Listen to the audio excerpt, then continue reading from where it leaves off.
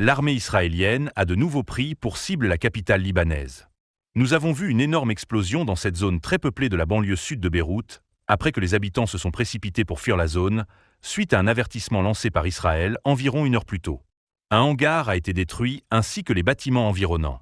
Les forces de défense israéliennes ont déclaré avoir touché un dépôt contenant des missiles de précision du Hezbollah.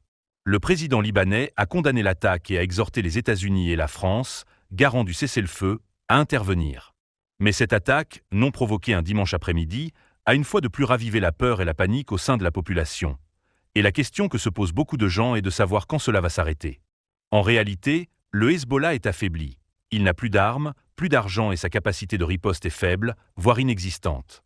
Et ce, alors qu'Israël a intensifié ses attaques, principalement dans le sud, avec des bombardements fréquents, des assassinats ciblés et la destruction d'infrastructures civiles. Certains considèrent donc que cette dernière frappe montre qu'Israël est déterminé à atteindre son objectif de destruction du Hezbollah, où et quand il le souhaite. C'est la première fois depuis des décennies qu'Israël ne rencontre pas de résistance significative de la part du Liban. Cela marque un nouveau chapitre dans l'équilibre des forces entre les deux pays, qui rend le Liban de plus en plus vulnérable. Il sera donc crucial de voir comment Israël procède, jusqu'où il est prêt à aller pour atteindre ses objectifs, et si et quand les États-Unis et la France prendront des mesures pour l'en empêcher.